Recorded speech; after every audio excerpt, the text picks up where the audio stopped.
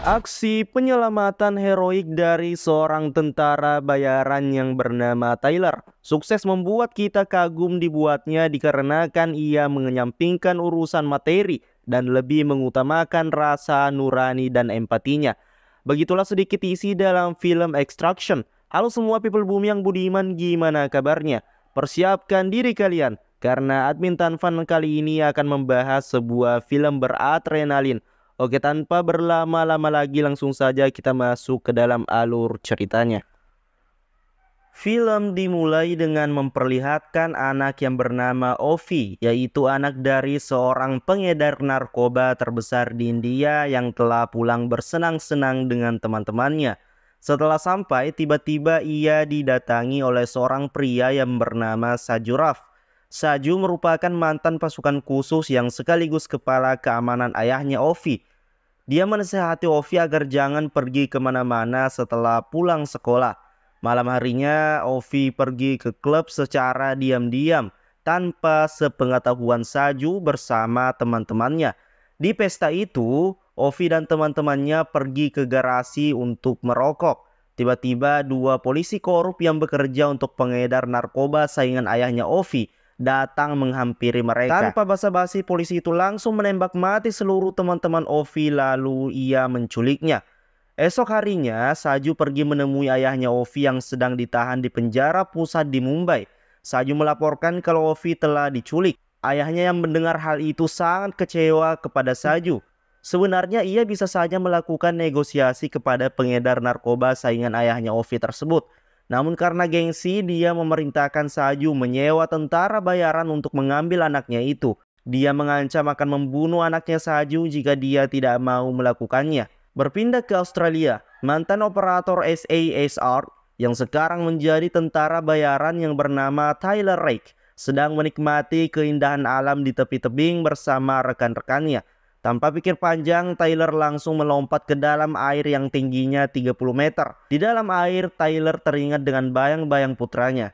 Setelah pulang ke rumahnya, Tyler didatangi rekan wanitanya yang bernama Nick Han. Nick menjelaskan tujuannya yang ingin merekrut Tyler agar bergabung dengan timnya untuk menyelamatkan Ovi, sang putra pengedar narkoba India yang telah diculik. Tyler yang membutuhkan uang langsung menerima misi tersebut. Setelah itu, Tyler dan tim Nick mengatur rencana penjemputan Ovi. Orang yang menculik Ovi bernama Amir Asif yang merupakan pengedar narkoba terbesar di Bangladesh, saingan ayahnya Ovi. Berpindah ke Dhaka, Bangladesh, Tyler diarahkan ke seseorang ke suatu tempat melalui sambungan telepon. Tiba-tiba, kepalanya ditutup dan langsung dimasukkan ke dalam mobil. Ternyata Tyler dibawa ke tempat Ovi disekap. Tyler kemudian melakukan negosiasi dengan anak buah Amir untuk menukar Ovi dengan sejumlah uang. Tyler meminta anak buah Amir untuk menunjukkan apakah Ovi masih baik-baik saja. Setelah itu dia akan menghubungi timnya untuk melakukan pembayaran. Setelah melihat keadaan Ovi yang masih baik-baik saja, dua orang mengawal Tyler untuk pergi. Tiba-tiba Tyler dengan bantuan timnya menghajar anak buah Amir.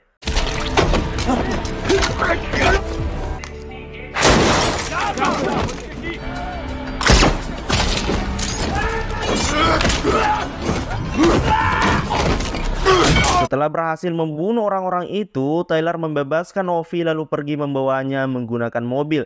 Di sisi lain, Amir, si pengedar narkoba terbesar di Bangladesh yang sekaligus saingan berat ayahnya Ovi, menyuruh anak buahnya menginterogasi anak-anak yang telah mencuri uangnya. Jika tidak ada yang mengaku, satu persatu anak-anak itu akan dijatuhkan. Seorang pemuda yang bernama Farhad kemudian berkata kalau yang mencuri uangnya Amir adalah anak yang baru saja dijatuhkan tersebut. Amir yang melihat kecerdasan Farhad untuk bertahan hidup menyuruh Farhad menghampirinya. Dia menyuruh Farhad memotong dua jarinya sebagai pengingat atas pencurian uangnya.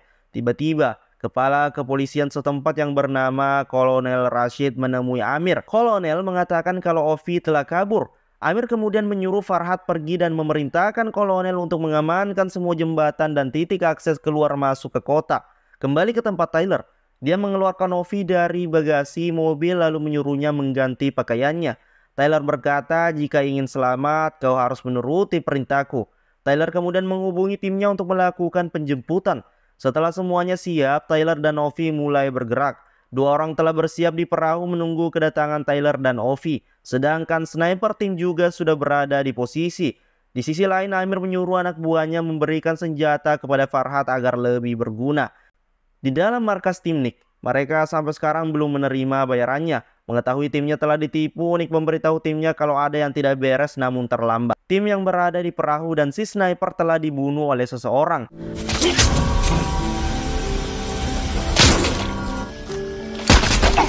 Polisi suruhan Kolonel Rashid juga telah mengepung perahu tim Nick.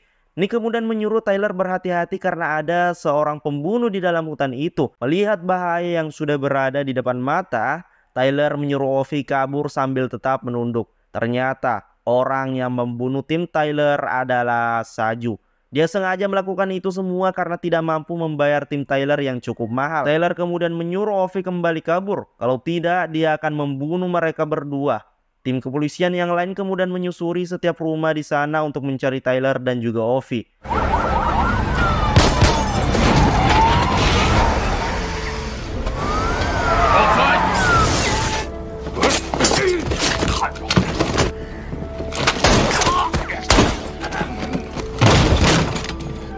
Tiba-tiba, Saju kembali muncul dan pertarungan di antara keduanya pun kembali terjadi.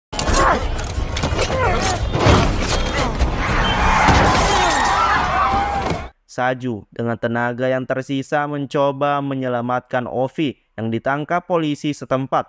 Tiba-tiba dia ditabrak sebuah truk, ternyata itu adalah ulah Tyler. Tyler kemudian menyuruh Ovi masuk ke dalam truk dan lanjut melarikan diri.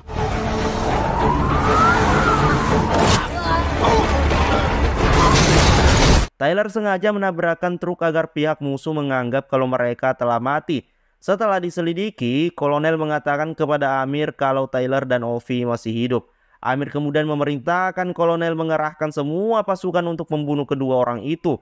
Tyler kemudian membawa Ovi mencari tempat persembunyian. Sementara di sana Ovi membantu Tyler mengobati lukanya.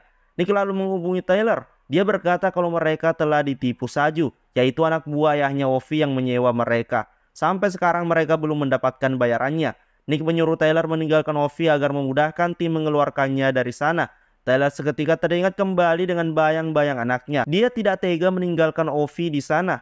Tyler akhirnya mengambil keputusan untuk tetap menyelamatkan anak itu. Berpindah ke tempat lain, Saju pergi ke rumah warga setempat untuk mengobati luka-lukanya. Setelah itu dia menghubungi istrinya. Saju menyuruh istrinya untuk mengambil uang yang telah ia sediakan sebelumnya, lalu pergi menghilang jika dalam 12 jam ke depan ia tidak ada kabar. Kembali ke tempat Tyler, Nick menyuruh mereka pergi menuju timur jembatan dan akan menjemputnya menggunakan helikopter. Tyler kemudian membangunkan Ovi untuk segera pergi. Sebelum berangkat, Tyler dan Ovi dihadang pasukan bocil yang dipimpin oleh Farhad. Setelah berhasil mengalahkan pasukan bocil itu, Tyler dan Ovi dikepung pasukan polisi setempat. Tyler kemudian membawa Ovi masuk ke dalam saluran pembuangan air. Di sana, Tyler kembali menghubungi Nick.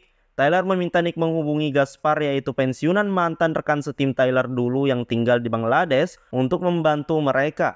Beberapa saat kemudian, Gaspar datang menjemput Tyler dan Ovi. Setelah Tyler dan Ovi masuk ke dalam mobil, Gaspar membawa mereka berdua ke rumahnya. Tyler kemudian menemui Gaspar dan mengucapkan terima kasih karena telah menolongnya. Gaspar menyarankan Tyler agar tinggal di rumahnya beberapa hari, menunggu kondisi membaik lalu akan membantunya pergi. Berpindah ke tempat lain, Farhad melapor kepada Amir kalau dia sempat menemukan Tyler namun ia gagal membunuhnya. Sebagai hukumannya, dia memotong satu jarinya dan memberikannya kepada Amir. Farhad kembali meminta izin kepada Amir untuk membunuh Tyler meskipun harus memotong jarinya yang lain. Amir kemudian memberikan nasihat kepada Farhad, yaitu simpan jarimu yang lain. Karena meski kau pikir dirimu sangat hebat, selalu ada orang yang lebih hebat darimu. Kembali ke tempat Tyler, Ovi bertanya kepadanya apakah dia mempunyai keluarga. Tyler menjawab kalau dia sempat mempunyai istri namun sudah lama tidak bertemu. Tyler juga mempunyai seorang putra yang berumur 6 tahun. Dia pergi meninggalkan putranya itu karena tidak sanggup melihat kondisi putranya yang terkena penyakit limfoma. Saat kematian sang putra, Tyler juga tidak bisa datang menemuinya yang menyebabkan dia dihantui rasa bersalah. Setelah itu, Tyler berbincang-bincang dengan Gaspar di ruang tamu.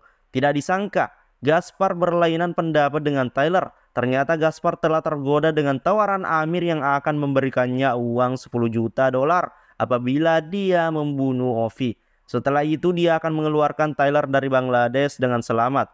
Tyler yang tidak setuju dengan rencana Gaspar kemudian menghajarnya. Tiba-tiba Ovi muncul dan langsung menodongkan pistol kepada Gaspar. Gaspar kemudian mencoba membujuk Ovi, namun Gaspar pun seketika tewas. Tyler kemudian menenangkan Ovi yang shock akibat baru saja membunuh Gaspar dan berjanji akan mengeluarkannya dari sana. Tyler kemudian meminta bantuan Saju untuk mengeluarkan Ovi dari sana. Saju lalu berkata jujur kalau anaknya akan dibunuh jika dia tidak berhasil menyelamatkan Ovi. Itulah yang menyebabkan dia rela melakukan apapun untuk menyelamatkan Ovi. Tyler kemudian menjelaskan kalau timnya telah menunggu mereka di seberang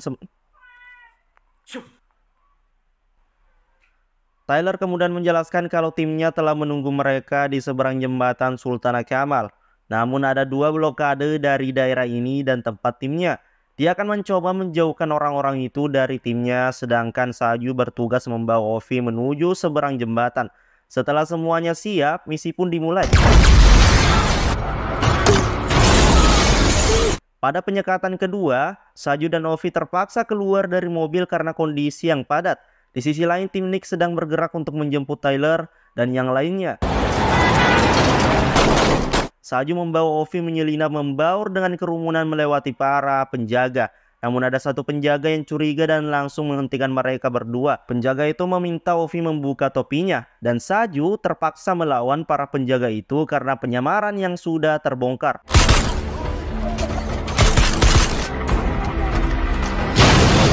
Amir yang melihat kejadian di jembatan dari kejauhan menyuruh kolonel mengirimkan 2 unit pasukan tambahan ke sana.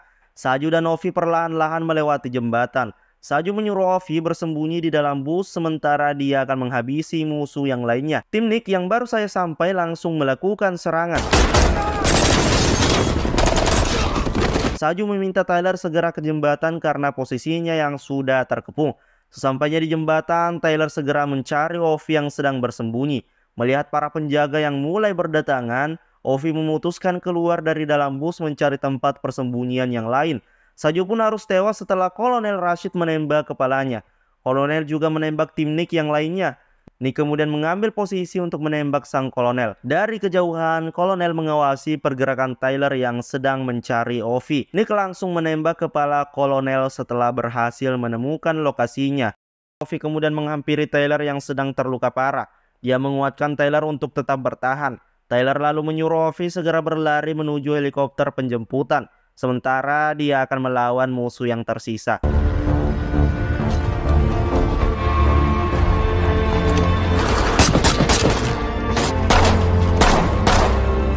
Setelah berhasil membunuh semua musuh, Tyler tiba-tiba ditembak oleh Farhad di lehernya.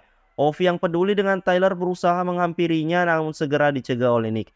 Tyler yang sekarat kembali teringat dengan putranya. Setelah melihat kondisi Ovi yang sudah aman, dia kemudian menjatuhkan dirinya ke dalam sungai. Ovi, Nick, dan tim penjemputan yang lainnya lalu segera pergi melarikan diri menuju Mumbai. 8 bulan kemudian, Nick menemui Amir ketika sedang buang air kecil. Nick tanpa basa-basi segera menembak kepala Amir. Ovi kembali menjalani rutinitasnya sebagai pelajar. Ovi lalu melompat ke kolam renang sekolah mencerminkan adegan di mana Tyler diperkenalkan di awal film. Saat Ovi muncul ke permukaan dengan penglihatan yang masih kabur, dia melihat seorang pria menyerupai Tyler mengawasinya. Dan akhirnya film pun berakhir.